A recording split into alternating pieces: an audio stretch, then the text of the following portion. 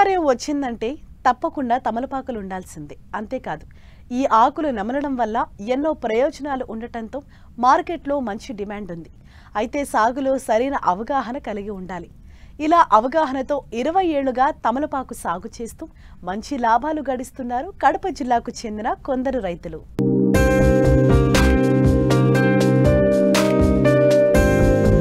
తమలపాకులు అనగానే ఆధ్యాత్మిక భావన కలుగుతుంది.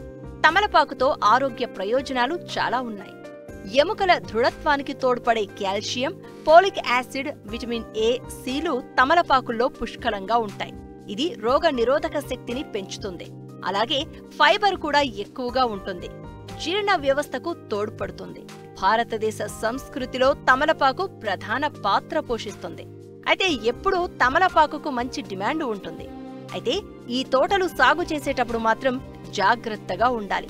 వాతావరణ మార్పులతో చీడపీడల ఉధృతి, ప్రకృతి వైపరీత్యాలు ఏర్పడినప్పుడు పంట నష్టపోయే ప్రమాదం ఉంది. కనుక సరైన అవగాహన ఉండి అదునుకు తగ్గట్లు సేద్యం పనులు చేసుకుంటే ఆదాయం ఉంటుంది. అలా 20 ఏళ్లుగా ఈ పంట సాగులో అనుభవం గడించి మంచి లాభాలను పొందుతున్నారు కడప జిల్లా దువ్వూరు మండలం కృష్ణంపల్లి గ్రామానికి చెందిన రైతు మీరావలి. మేము ఈ తమలపాకు ఫీల్డ్లో 20 సంవత్సరాలు, దాదాపు 20 సంవత్సరాల ఫీల్డ్లో ఉన్నాము. మాకు వచ్చేసి దీని ఖర్చు వచ్చేసి మే నెలలో దుక్కి దున్నేసాము. దుక్కి దున్నేసిన తర్వాత ఈ సేంద్రియ ఎరువులు ఇవన్నీ దాంట్లో కలిపేసాము. కలిపిన తర్వాత ఔషధ విత్తనాలన్నీ తీసుకొస్తాము. మామూలుగా సేద్యంలో వేస్తాము. ఒక్కోసారికి వచ్చేసి ఎకరాకు వచ్చేసి ఒక 40-50 సార్లతో జంపును పెట్టేసి అది సుమారుగా 20 రోజులు దశ తర్వాత పొన్నూరుకి వెళ్ళి అక్కడ 3 జంపు తీగ తీసుకొచ్చి నాటేస్తాం. నాటిన తర్వాత 25 రోజులు తడి ఆరకుండా పెట్టేస్తాము. ఆ తర్వాత రోజు తడి పెట్టేసి ఆ ఉండే అవసరం ఒక్కొక్కటి అడుక్కోటి తెగ్గొట్టేస్తాం. ఆ తర్వాత ఏమవుతుందంటే ఆ తీగను మొక్కను ఈ కర్రకు కట్టేస్తాం. కట్టిన తర్వాత ఈ రాసాయనిక ఎరువులు ఇవన్నీ వాడేస్తాం. వాడిన తర్వాత వచ్చేసి 40-45 రోజుల తర్వాత మాకు పంట దశకు వస్తుంది. ఆ తర్వాత ఆ పంట కట్టింగ్ అనేది ఇక్కడ మహారాష్ట్ర, బెల్గాం అని, ఇక్కడ కర్ణాటక, లేదంటే నాగపూర్ కానీ, లేదంటే ఇక్కడ చిన్న చిన్న దగ్గర దశల్లో నంద్యాల, కర్నూలు, మైదుకూరు, గిద్దలూరు ఇక్కడ కూడా పంపిస్తాము. అవి 3 కోటింగ్ ఉంటుందండి. ఇది పెద్దది ఆకు పాపడ. ఇది వచ్చేసి జంపాకు వచ్చేసి ఇది బీడ. ఇది వచ్చేసి చిల్లుగా లోకల్ అమ్ముకునేది బూస అంటారు దీనిని. ఈ 3 కోట్లు కటింగ్ చేస్తామండి.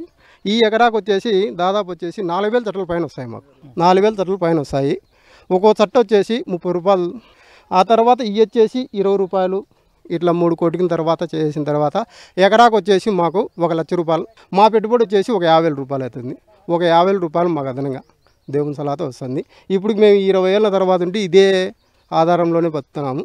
మాది జీవనాధారం ఇదే. ఈ దీంట్లోనే అందరం కుటుంబం అందరం మేము సభ్యులమంతా దీంట్లోనే చేరి ఇదే ఆధారంగా చేస్తున్నాము. ఇట్లా 20 సంవత్సరాలు చేస్తున్నాము. ఇది వచ్చేసి 3 సంవత్సరాలు ఉంటుంది.